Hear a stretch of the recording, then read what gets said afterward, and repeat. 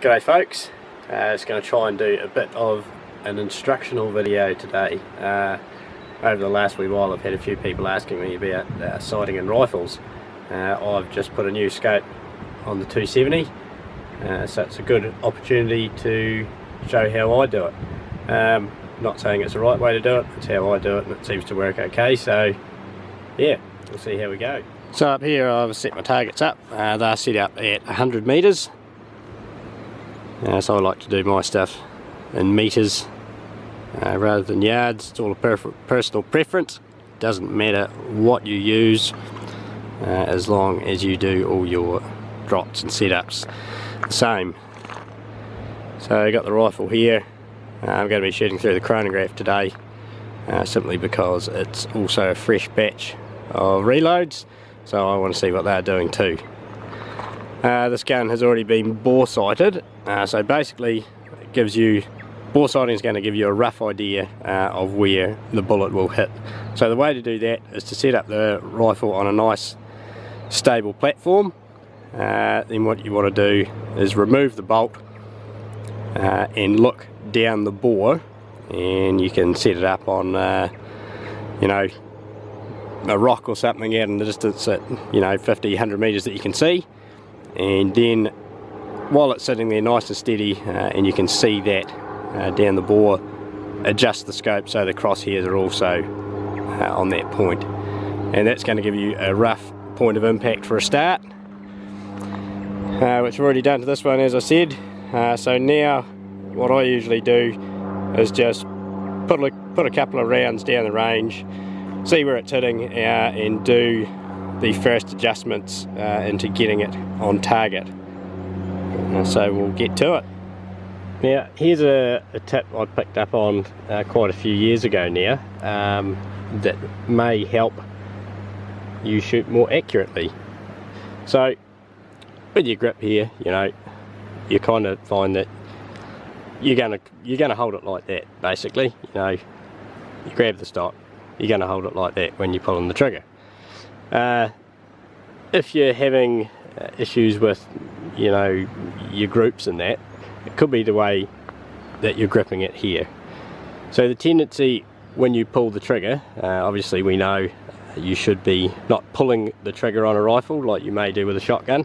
It's a gently applying pressure until the trigger releases and the rifle goes bang.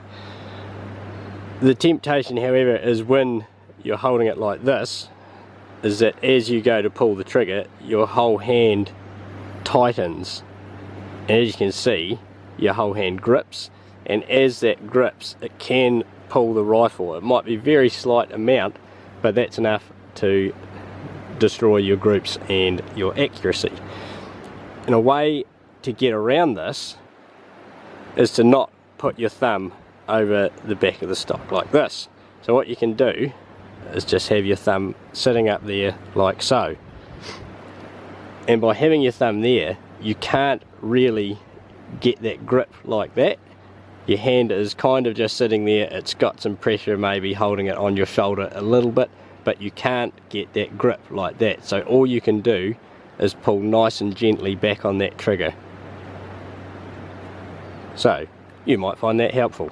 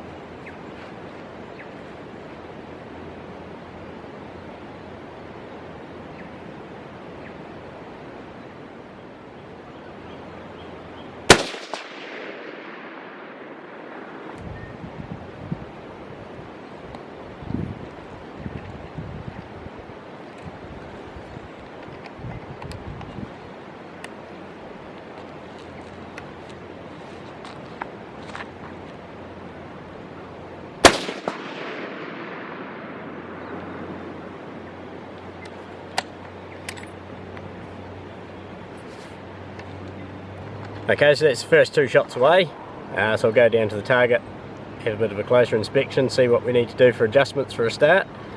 Another important thing to remember when you're doing your sighting in is you want to be doing it basically as you would usually shoot that rifle in the field.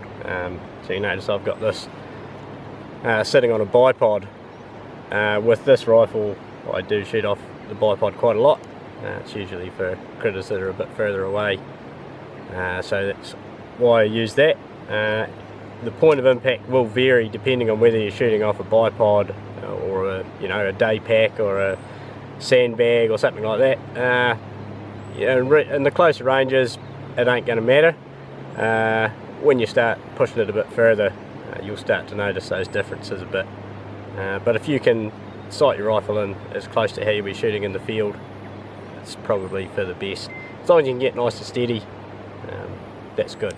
Okay, so both those shots were pretty low, so I need to go to my elevation turret, which is the top one, and I've already brought it up a few clicks, and there'll be a direction of turn that you can notice on it, one that says with a U on it, the other one will have a D, so you can see there up is counterclockwise.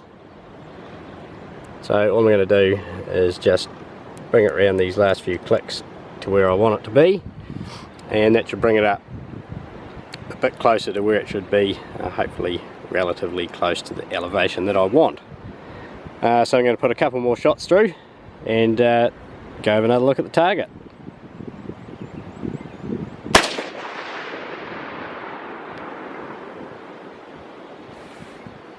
Forgot to put my earmuffs on.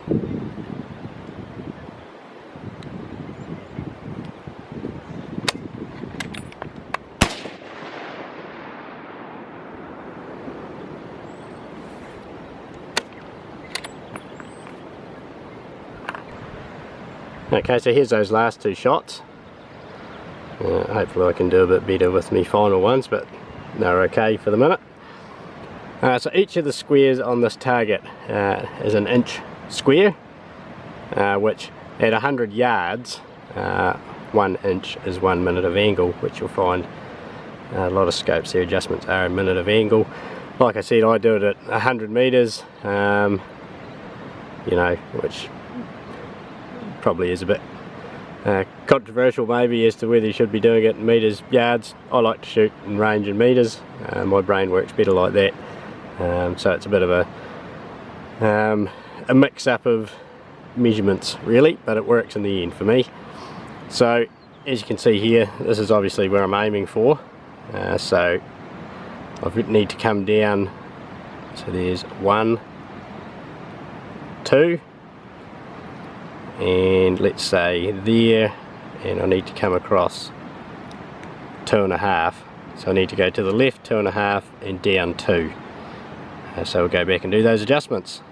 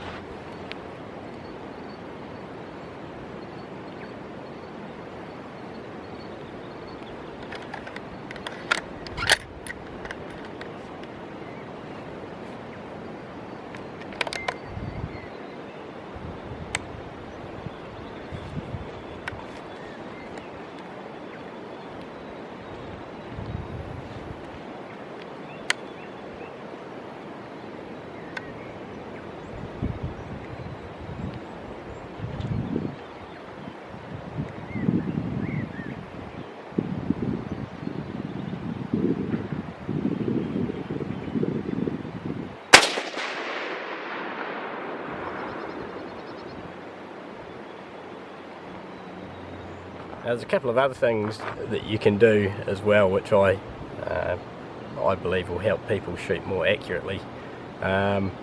When you're on the range, you're anticipating the shots a little bit more than say you would in the field. Like you're out shooting a stag or a tar or whatever, you're kind of a little bit more in the moment, and you're not really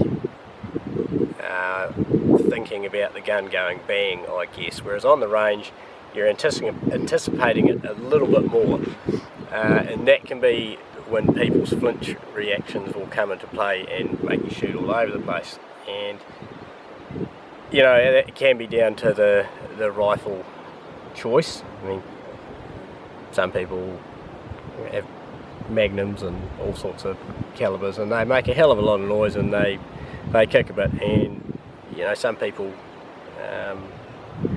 are quite wary of that, even though it's their own rifle, and they will flinch with that loud noise that they know is coming. So there's two ways I think you can help that. One is get a decent set of earmuffs for when you're at the range. It just makes it so much more pleasant to put a few rounds down there. And the other one is, you know, you can suppress your rifle. I've got suppressors on all my rifles, also because I hunt with a dog. But, you know, they just take a bit of that noise out. They don't really take any of the recoil out, but the noise is definitely lowered, which can help a lot in people's reactions to the gun going bang, I think. Obviously that's just my views, but anything that can help people is good.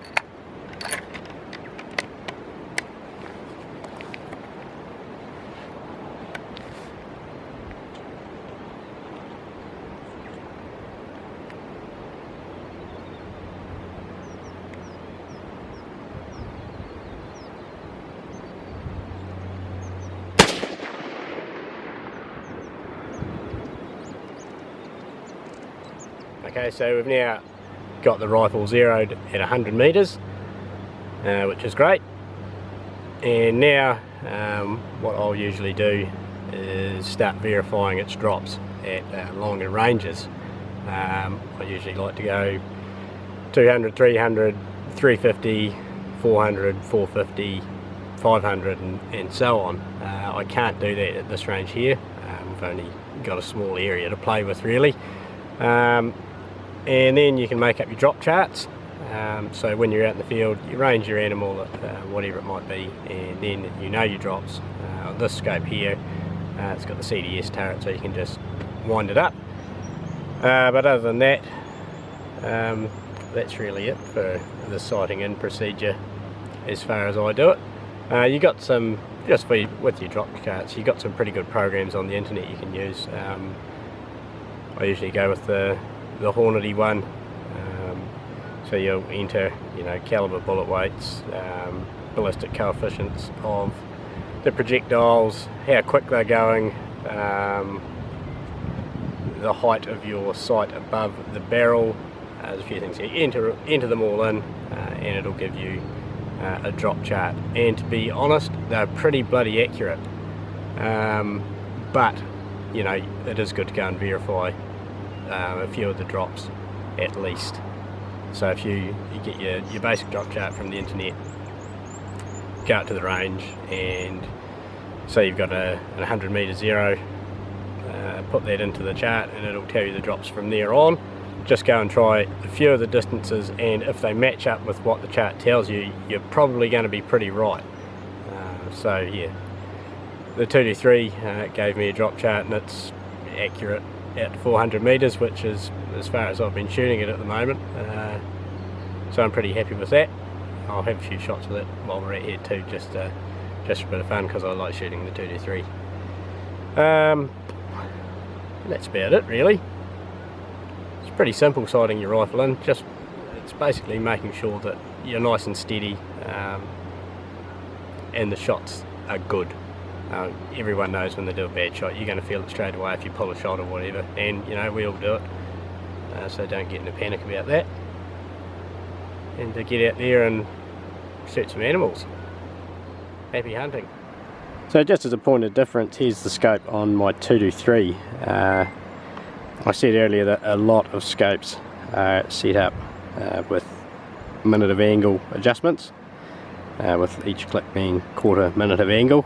This one, however, is set up in milrads, so milradians are, I guess, a more metric system for adjusting. So each click on this one is 0.1 mil, and our 0.1 mil is equal to 1 centimetre at 100 metres.